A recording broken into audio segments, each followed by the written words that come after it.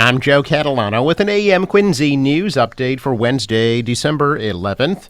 The Quincy Housing Authority has received approval to build their first new affordable housing project in over 50 years. The zoning board last night approved the proposal for two 4-story, 8-unit apartment buildings on a vacant piece of land on Bicknell Street in Germantown.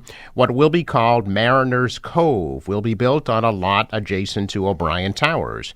Quincy Housing Authority Director James Marathis explained that the Housing Authority has created a nonprofit company called Quincy Development Corporation, which will own and operate the new complex. The company is also in the process of purchasing all of the federal housing in Quincy and will own and operate those facilities going forward. Mariners Cove will be a $5 to $6 million project that will receive some funding from the Affordable Housing Trust Fund. There will be 2 parking spaces per unit. The planning board has already approved the project. Officials hope to break ground next spring and have the project completed by the spring of 2027. Recently, Massachusetts Department of Conservation and Recreation Commissioner Brian Arrigo visited the city of Quincy. Arrigo met with state representatives Tanky Chan and Bruce Ayers and Senator John Keenan on Wollaston Beach to discuss plans to dredge Quincy Bay to improve access for boaters. Legislators recently secured about $3 million to put toward the dredging project and are working to secure another $3 million to fully finance the project. Arrigo also toured Furnace Brook Parkway to address ongoing issues with streetlight outages and sidewalks in need of repair. A Quincy man has been sentenced in federal court in Boston for a tax fraud scheme that resulted in a tax loss of over $2.8 million and making false statements about a fatal workplace accident. 57-year-old Mauricio Baentz was sentenced to 18 months in prison to be followed by a year of supervised release and also ordered to pay over $2.8 million in restitution to the U.S. government. In April of 2024, Baentz pleaded guilty to falsifying tax returns. 2 years ago, he was indicted by a federal grand jury. Baentz owned and operated Contract Framing Builders Incorporated, a Medford-based construction business. Prosecutors say Baentz had $11 million worth of checks directed to entities that he controlled.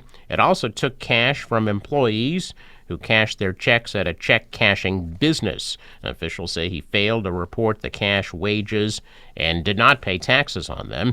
When questioned under oath at a U.S. Department of Labor Occupational Safety and Health Administration interview regarding a fatal workplace accident pertaining to an employee of his company, Baentz made false statements to a federal investigator, falsely claiming that the deceased employee did not work for him.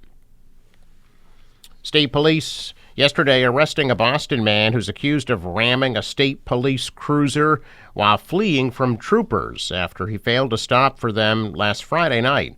State police say 44-year-old Keon Rowell of Boston faces charges of cocaine trafficking, assault and battery with a dangerous weapon, reckless operation of a motor vehicle, driving with a suspended license, and leaving the scene of a crash, causing personal injury.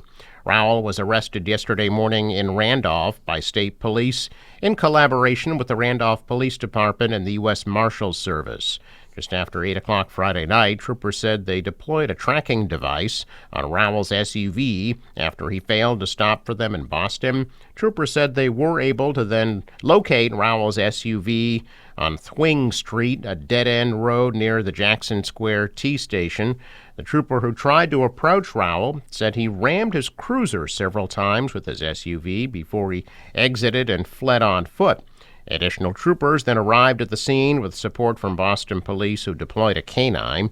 Troopers then found trafficking weight narcotic evidence from the scene and identified Rowell. Boston EMS also arrived, transported the trooper operating the rammed cruiser to a Boston hospital for evaluation.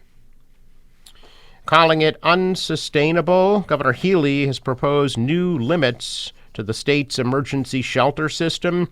Healy said she's proposing a new way to assess homeless and migrant families, including a rapid shelter track where they would face a 30-day limit, as well as a bridge shelter track where they'd face a 6-month limit. Healy's been phasing out hotels and is asking lawmakers for more rental subsidies. Some changes need their approval. The influx of migrant families has been straining the system. In the only state with a right to shelter law, Healy's proposed rapid shelter track means thousands of families will be offered referrals for work authorizations, job placements, and English classes. However, they will not be eligible for longer-term bridge shelter placement. The bridge shelter track includes high-risk families with complex needs like pregnant women, people with intellectual and developmental disabilities. They would be offered help with work authorizations, job placements, and English classes. Advocates for the homeless said the limits could leave a lot of families out. They worry where they could end up. The Family Welcome Center at Eastern Nazarene College in Quincy is scheduled to close at the end of this year. Some of the services, including medical checkups and employment and English training, will be offered at Bay State Community Services headquarters in Quincy Center. However, the Bay State location will not serve housing for migrant families. Quincy Mayor Thomas Koch has initiated a major aesthetic initiative through the Department of Natural Resources to help celebrate next year's 400th anniversary of the Mount Wollaston settlement. More than 15,000 bulbs were planted at parks and traffic islands throughout the city that are set to bloom next spring.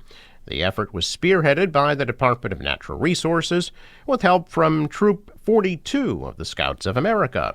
The crews planted daffodils, tulips, allium, hyacinth, muscari, crocus, and other bulbs at more than 25 different locations throughout the city. The planting beds require little to no maintenance or water.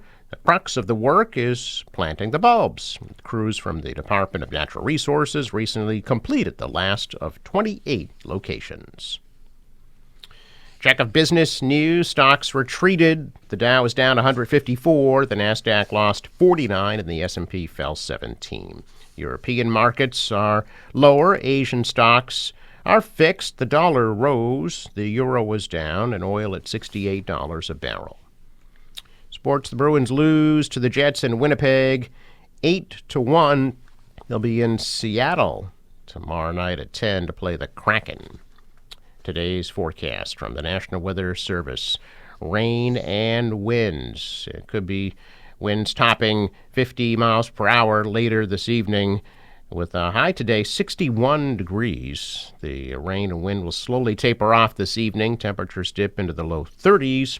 Tomorrow, partly cloudy, windy, and a high of 42. Sunny 34 on Friday, and a sunny 35 on Saturday. For the boater today, waves 2 to 3 feet. The wind south at 10 to 15 will be gusting 25 to 45 knots later today. High tide 7:42 p.m. Sunrise 7:03, sets at 4:11. Traffic note: Fore River Bridge scheduled to open at 9 a.m. I'm Joe Catalano with an AM Quincy News Update for Wednesday, December 11th.